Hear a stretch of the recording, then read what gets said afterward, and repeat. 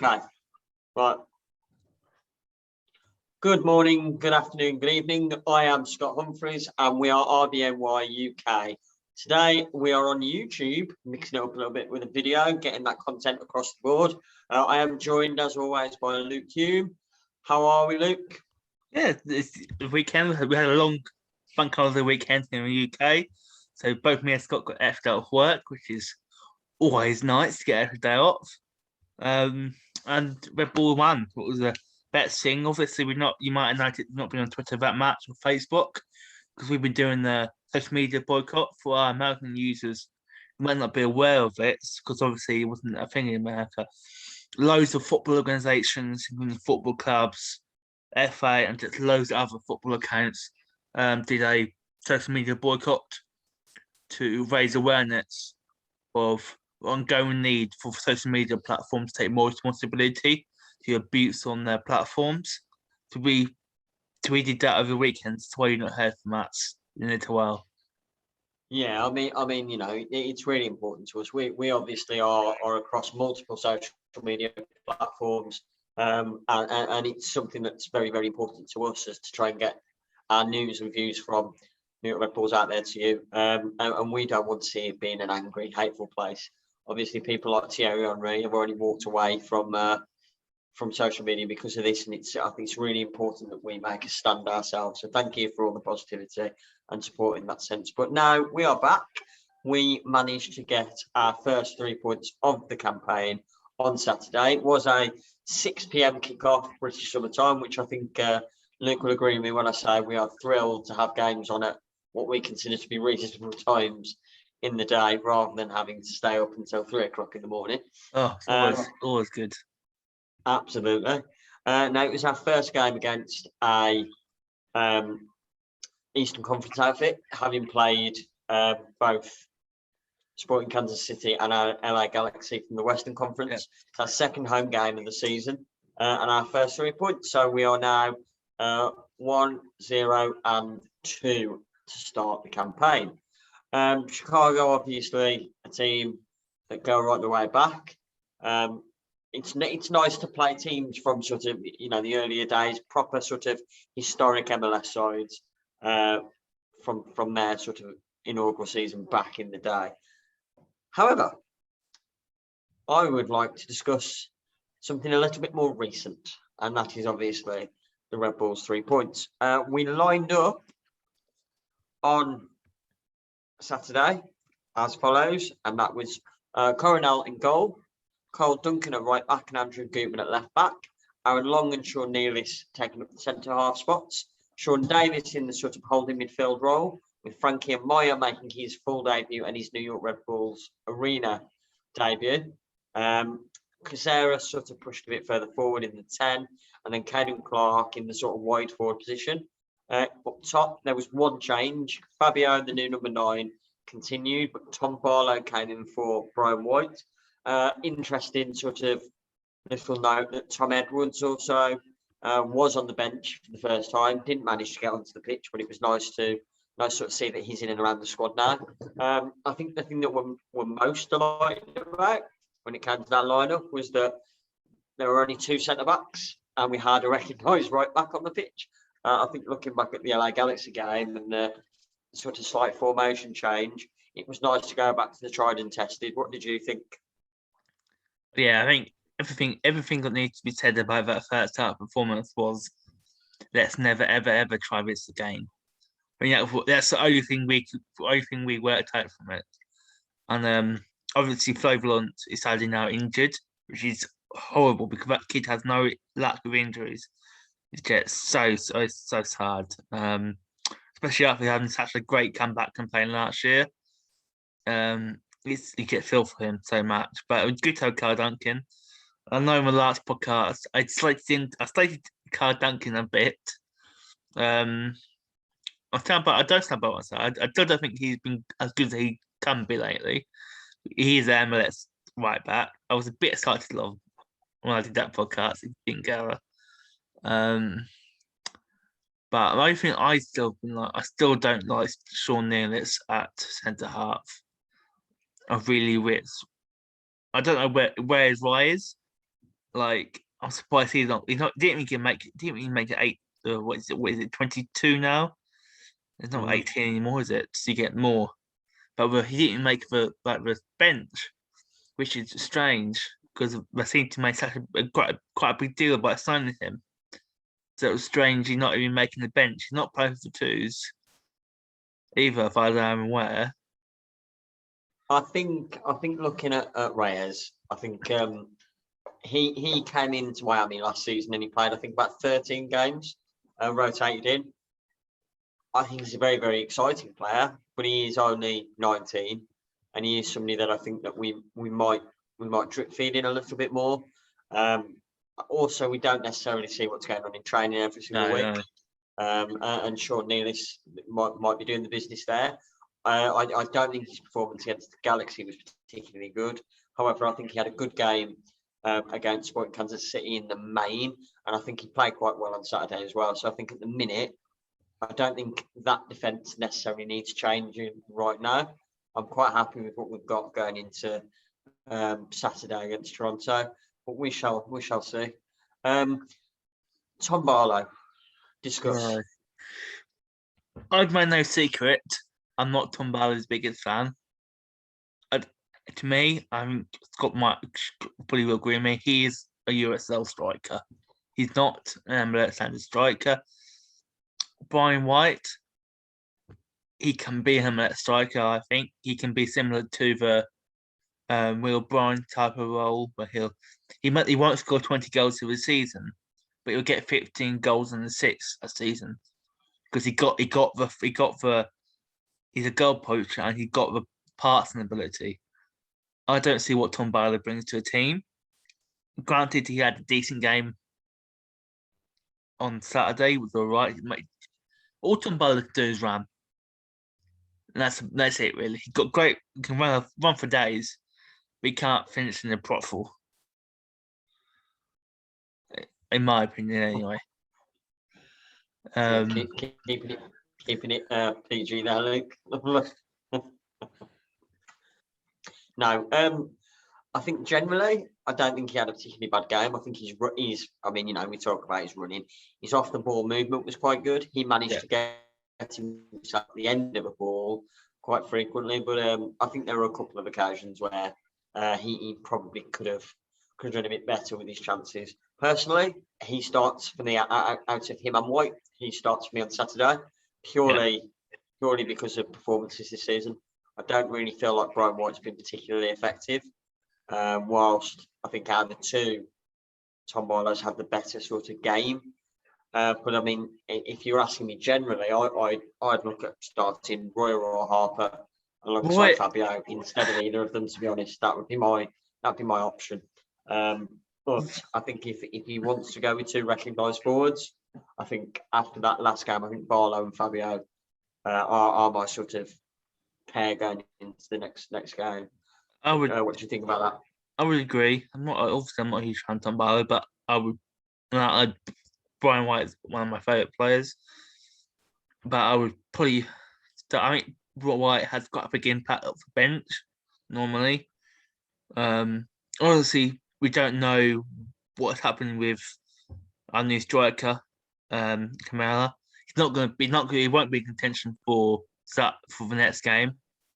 I'll be surprised to be seen by the end of May. So I think Danny Roy is a strange case. We don't really know what's happening there because he looked quite good when he came on, but he's not starting games. All these rumours he's on the trading block. His contract is up at the end of the year.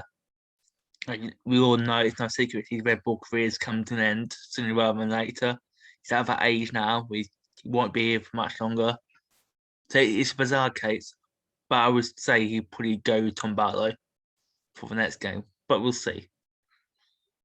We shall indeed. I think what we've known about sort of Struber so far is that he's not afraid to mix it up and change it. But no. I think looking at the game itself, then, if you were to pick a sort of man of the match and a sort of opposite end game to forget, who would you pick? Okay. So I would probably go man of the match. probably Fabio. I think he's Amsterdam man. Got 2 game assists. Honorable mention, obviously, Caden Clark got a brilliant goal, a standing goal. Game to forget. Sean Davis didn't have a great game. I see Scott disagreeing with me here. I think we do this quite a lot. Do this quite a lot.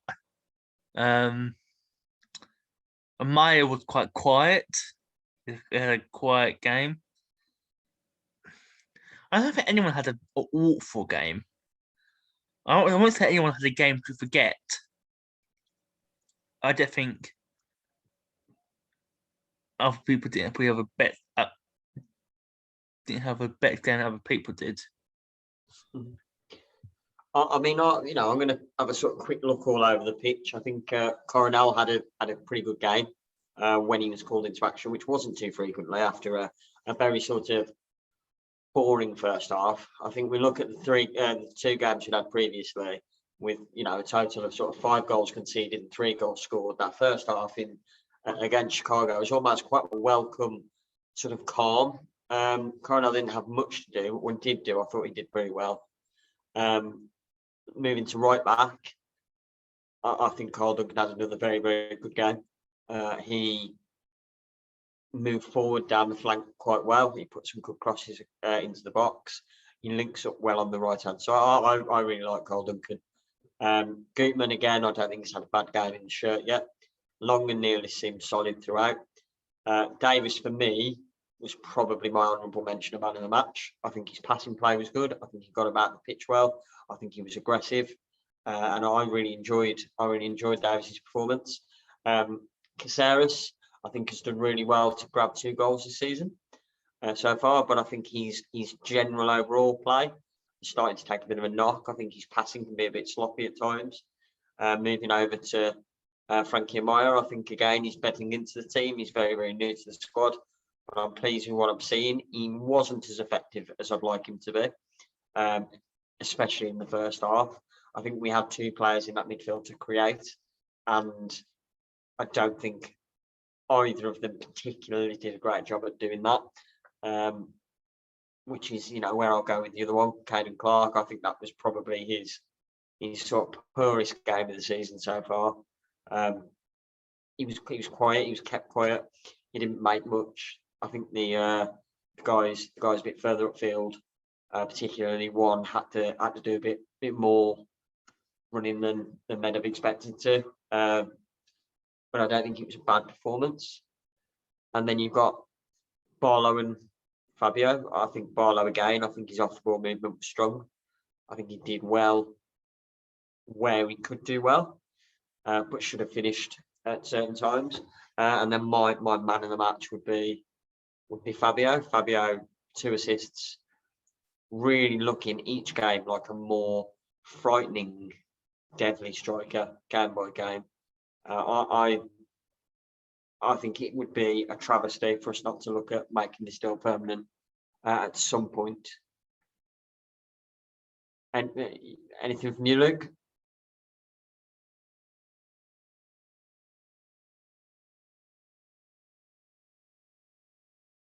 All right, we're back on that. So, I can't move. So, your man of the match was Fabio. I think Fabio, I think 2 assists and a really tenacious performance. He hit the post as well. For me, I think it was a real no-brainer. He was a fantastic performer. Oh yeah. And as I said, I think it would be a real travesty if we didn't make that permanent. Oh, I'd be so disappointed if we don't make it permanent. I think he will be made permanent. I think it's more just the logistics of it waiting to be done now. Yeah. I'm looking forward to that. And he's not scored yet, but I think it will come. His first goal's not far away. But yeah, I would agree. I think Fabio had a good game. Obviously, you got to make mention for Clark. He's got a great goal, and the kid is obviously very, very good. Gutman had a good game, I thought. Surprisingly, it was someone I saw on Twitter, Chicago fan, who did not would glad I didn't sign him. So that shows how all differently we see players. No, absolutely. He's not put a foot wrong for me in a No, I agree. yet, so I agree. again, there's another player that I really do hope that we can look at making permanent in Great. in the summer. Yeah, if we can. Then we've got the all not play money rubbish, haven't we? So in a minute. Absolutely. So should we move on to the stats now? We go a bit of a start. Yeah, Stats. So, ten stats. Red Bull pretty much dominated this game in every sense, really. Red Bulls for 14 shots compared to Chicago 6. Red Bulls also had 6 shots on target compared to their 4. Possession is a different story. We only have 44% of the ball via 56, but that's all part of the way we play, but using the pressing and Red Bull system. So there's nothing wrong with having less possession, because that's how we play. And we had slightly less passes than Chicago, like not only about 100 odd, slightly less part accuracy, one less foul, and 1 yellow card to their 2. We had both had 2 corners apiece, and Chicago had 1 offside not. That seems really low, 1 offside in the whole game. We have about 6 in that in Premier League. That probably because most of them. So maybe that look if that arm is that bit of that arm or bit of the ear is outside.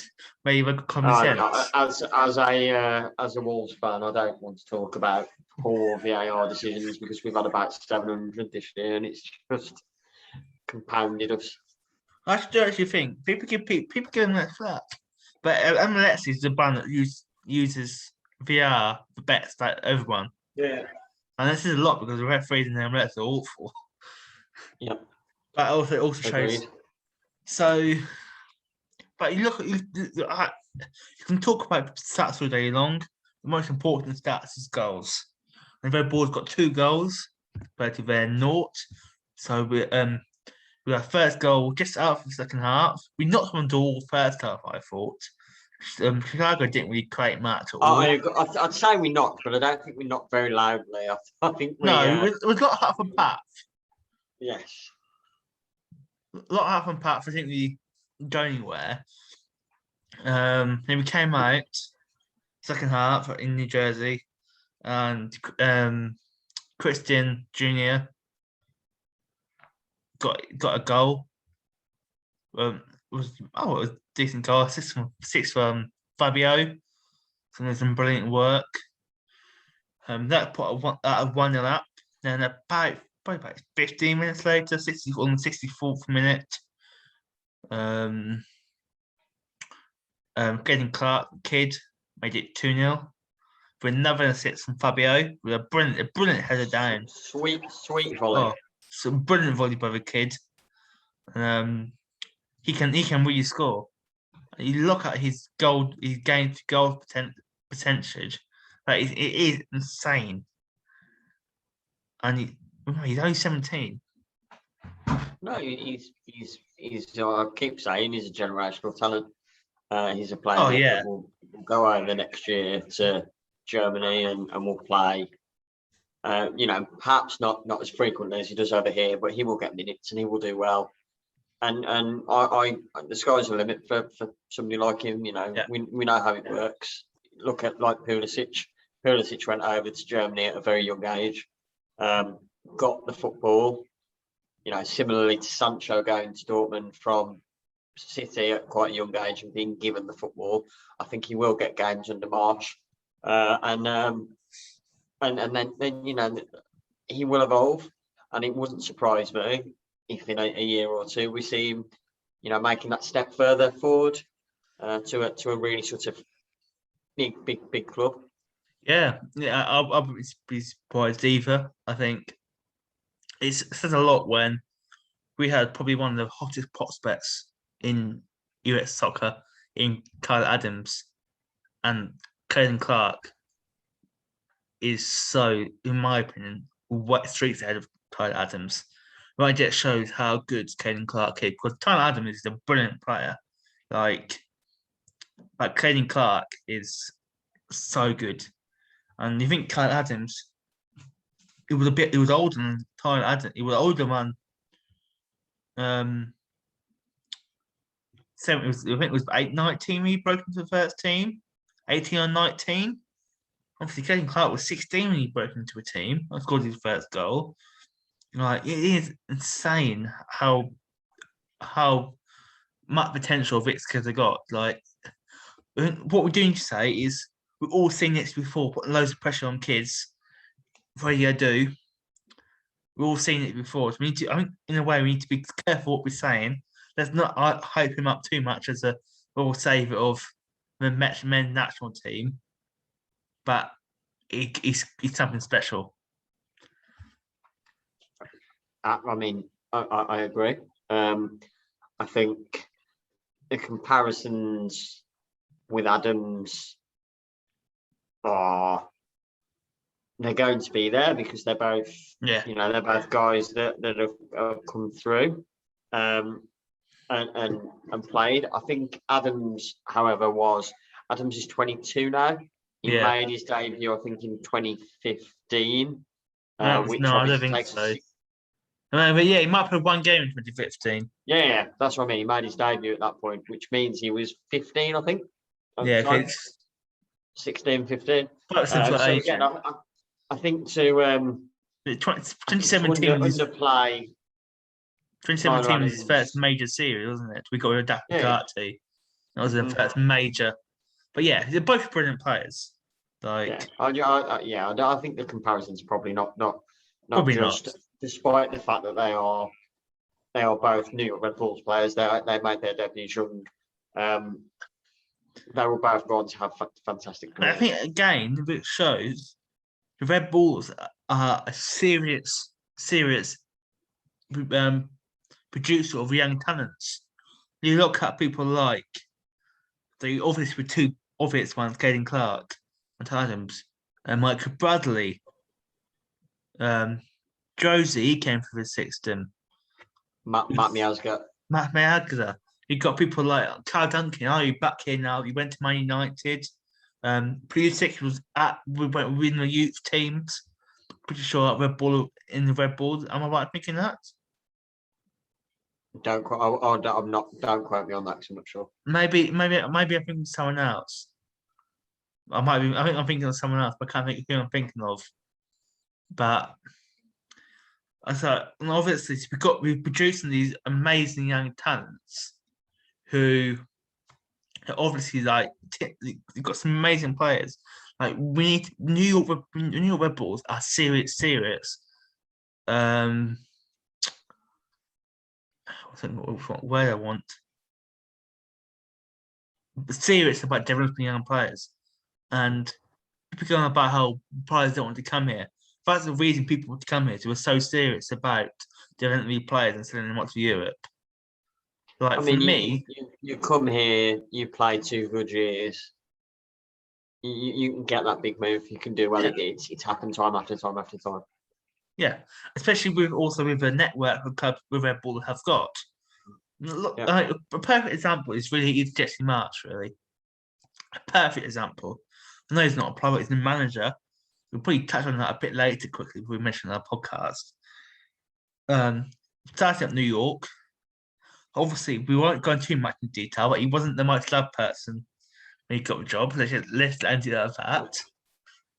Did really well in New York, won the Shield, got him to a US Cup final, 2018 season. Now we know who that was down to. It's not a latter one. Then he got his move to Leipzig for a year to become assistant coach. Got to Salzburg, did really well at Salzburg. He's now he's going to be managing a top 5 league in Europe through Red Bull. The Red Bull, if you do well, they will reward you. That's a perfect example.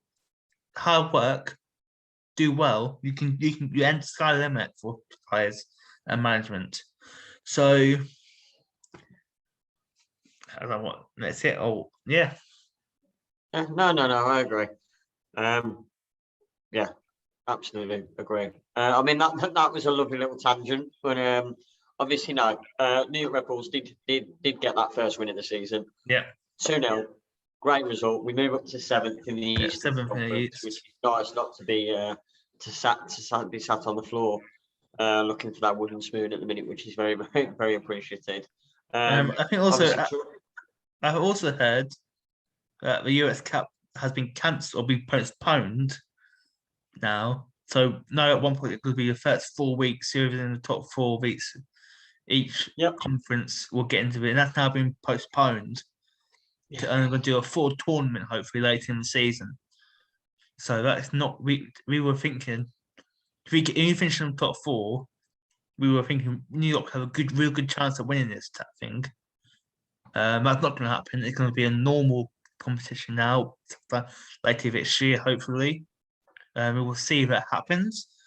I have my doubts, but we will see. But yeah. I think generally we've got to be quite. I don't think we can be too upset with the start of the season. I think we played a really good team from the West.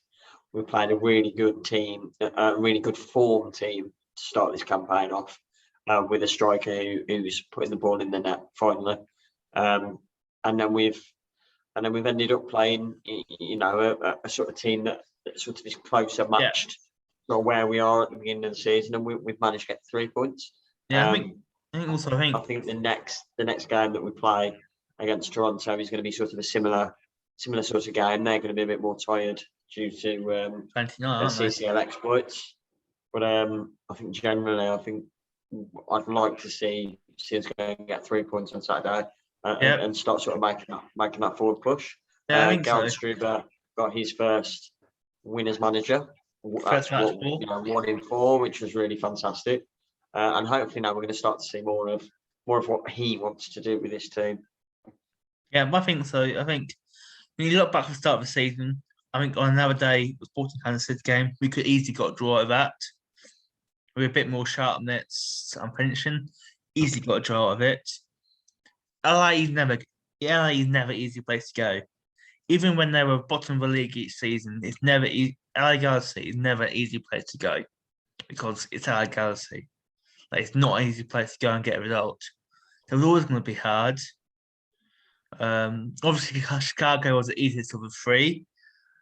We were all confident we would get a result. I think we should quickly mention about a prediction league. We all got points now. None of us got the correct result. I think Ronnie was closest. He said 2-1. I said 3-0. Yeah. So, we all got points now. We're not none of us are bottom anymore. It's now the gets who are bottom. So no forfeit for us at the moment. But our next game, like Scott said, is Toronto. That's at Red Bull Arena. It's at a 6 p.m. kickoff for us. So that's I'll make it 10 o'clock their time, yeah? No. Yeah, I think so. No, it's 5 hours, isn't it? Yeah, 11. I think, yeah. Actually, 11 o'clock kickoff. Jesus. It's 11 o'clock. No, I mean, it's backwards, isn't it? It's backwards, So isn't it? Oh, God. 1 o'clock kickoff. Oh, God. Yeah. We're in a 1 o'clock kickoff. 1 o'clock is not 11. I think that sounds late. So what I was doing, I'm coming back. I think I thought I was there for some reason. It's because we were talking about. I was talking about going to New York for a day. That's why. Oh, God. So 1 p.m. kickoff field time. 6 o'clock kickoff our time. We'll be on Twitter again. We'll be watching this on Sky Sports for any UK viewers. This time, not Free Sports. Mentioned on. I think it'll be a 4-2. Is Sky Sports football. So it'll be on there. It's got kickoff. To be a good game. We've got return of Chris Armets. And also a new one we've not expect it is Cameron Lawrence is rumoured to be moved on his way to Toronto. No official announcement yet. And probably won't be playing on Saturday, I would imagine, due to quarantine rules. but it's still got quite a lot of talking points. We'll be doing another one. We'll do a match preview. Probably me and Scott again, I imagine. We do that. That'll come out on Friday, probably. So that'll be something we can look forward to. We've gone a bit more about our prediction league. Our podcast will be back next week for another episode. We've got so much to talk about. We've got this match to talk about. We'll probably have a quick talk. We've got to have a talk about Jesse March going to Leipzig next season. We'll talk about a lot of stuff. We also have a guest from Toronto to quickly go over that. So it could be a good podcast. You can find it on all major platforms. You can catch up. And you can also look at our YouTube videos. You can find us on our website, which is rbnyuk.com. Got some certain stuff planned out for the next few months. Once lockdown is over, we're still in lockdown here in the UK at the moment. Once lockdown is over, we'll get a lot more content on there, a lot more fun content. And when the world goes back to fully normal, there'll be so much great content. I'm so excited about it. Me too. Me too. So excited. What plans we got to do for come out to America, go for a boy win. It's going to be great. So you can subscribe to our website. You can come and read us. You get every time we get a post, you get an email. So much to look forward to. You can check out so much. You can check out our previous trips to the pond on our website. And I'll be making the changes over the next couple of weeks. There's more stuff coming soon. So, yeah. No, lots to look forward to. But for now, obviously, Red Bulls recorded their first win. Big game against Toronto on Saturday. We look forward to it. We'll see you. We'll see you hopefully in the week, if not on the weekend. Look after yourselves, and see you later. Yeah.